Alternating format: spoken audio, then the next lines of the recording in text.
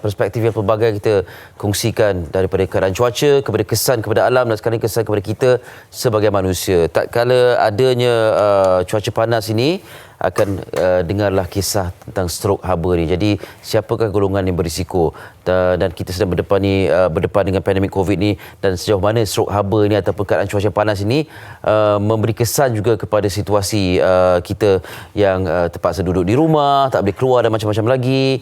Dan kita nak fahami lebih lanjut, saya bersama dengan Dr. Hasnita Hassan, pakar perunding perubatan kecemasan Jabatan Kecemasan dan Trauma Hospital Kuala Lumpur. Assalamualaikum doktor. Waalaikumsalam warahmatullahi wabarakatuh. Apa khabar? Alhamdulillah. Terima kasih sudi bersama kami dan terima kasih menjadi frontliner yang menjaga kami semua.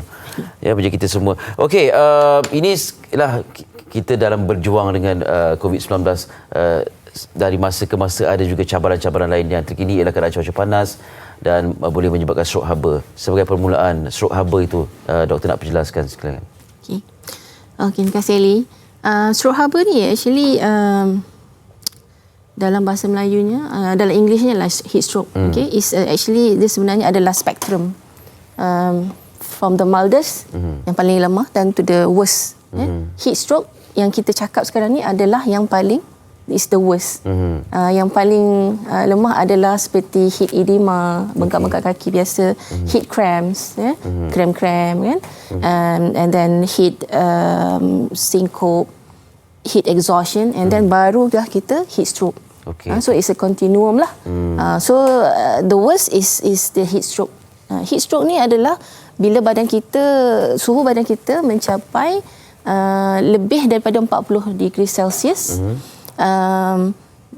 dengan altered mental status. Maksudnya kita macam dah it's not us anymore. Okay. So then kita boleh kata this is heat stroke lah. Okay. Alright.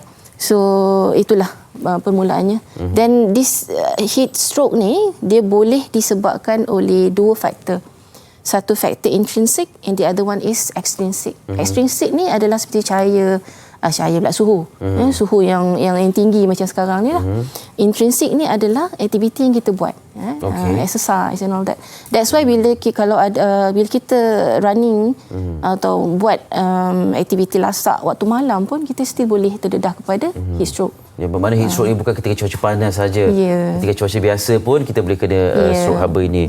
Okey, itu faktor intrinsik lah dari dalam, dan juga sekarang ini kita lebih menjurus kepada faktor luaran ni kan. Keadaan cuaca yang menentu.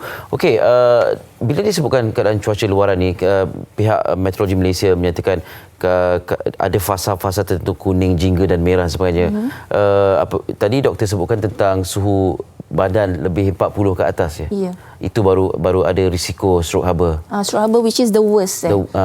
Sebelum itu kalau suhu kita 39 ke 38 still high, dia masih tinggi dan dia boleh lagi satu yang saya lupa nak cakap tadi, because it's a continuum, the spectrum, daripada yang mild ni dia boleh kalau kita tak stop dia, dia akan boleh progress sampai jadi heat. Oh, maknanya dia tak akan terus ke stroke haba. Akan ada peringkat-peringkat.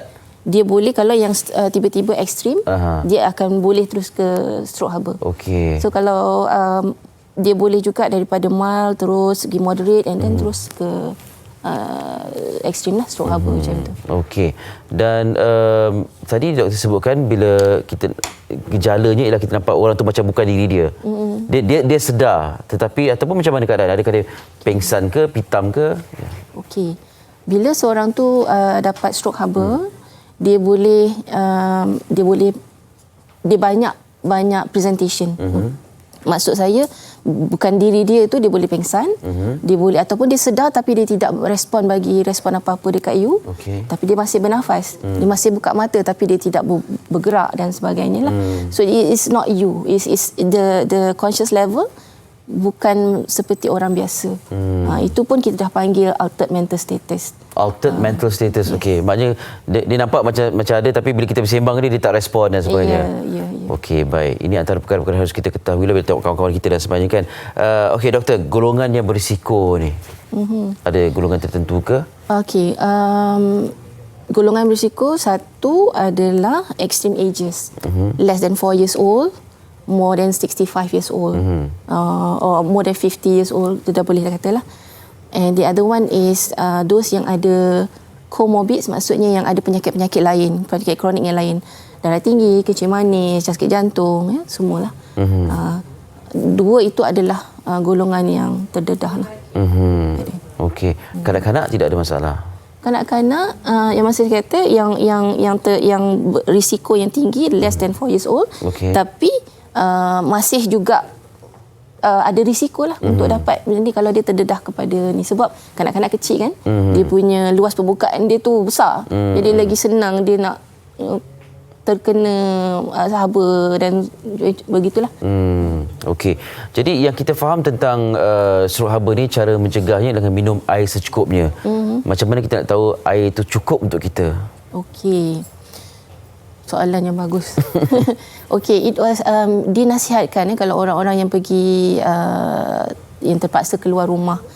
Cahaya dengan expose ekstrim cuaca ni, dinasihatkan untuk minum every few minutes, every half an hour dia minum. Without, jangan tunggu kita rasa haus baru kita nak minum. Kita kena minum sikit macam itulah. So maybe about 100 mils, about 50 mils every setiap 30 minit kita minum. Itu cara dia nak ni lah. And then air yang kita minum tu juga ada, kita kena pandai pilih. Okey. Maksud? Kalau kata kita ni exercise di luar, exercise orang akan takut kita akan sweat banyak, kita akan kurang mineral. Okey, so isotonic drinks is good. Tapi kita kena ingat isotonic drinks itu ada gula yang tinggi. Alright? So kita kena pandai pilih lah. Kita kena pandai pilih. Jadi mungkin kita kena pilih yang kurang gula atau yang tak ada bikarbonat, yang sihat lah orang kata. Ataupun kalau tak ada benda-benda itu pun tak apa, minum air kosong yang secukupnya. Sebab masalah yang besarnya adalah dehydration, just kurang air. Yang mineral electrolytes tu ia juga, tapi dia tidak sebesar masalah dehydration. Untuk kita ni lah, kalau yang athletes tu lain sikit lah. Okay. Jadi dalam kata lain, norma baharu ni untuk keadaan cuaca panas ni, selain daripada pelitup muka, kena ada air, bekalan air, sentiasa botol air. Okey, sedikit pesanan kepada rakyat Malaysia sekarang ni lah. Kita dengan cabaran pandemik lagi, dengan keadaan yang kita tak boleh tak digalakkan keluar rumah, tapi dan juga bersukan, dan kita nak berjoging tapi cuaca pula panas. Pesanan sikit, Doktor. Okey. Kalau di masa COVID-19 pandemik ni kan, so advisable untuk duduk rumah. Okey. Kalau tak perlu keluar rumah, duduk rumah lah. Tapi kalau sekiranya kita perlu untuk keluarkan peluh, pilih masa yang sesuai. Pilih masa sesuai. Mungkin kita lepas subuh kita dah keluarkan peluh, ataupun waktu petang-petang yang dah redup. Itu satu cara. Satu lagi, bila kita perlu keluar rumah untuk keluarkan peluh, minum air yang secukupnya. Bawalah air yang secukupnya, air yang bersesuaian. Jangan bawa air. Lagi satu saya lupa cakap, jangan bawa air yang berkafein, jangan bawa alkohol, because benda tu akan menyebabkan kita lagi mudah dehydrated, kita lagi mudah airlah.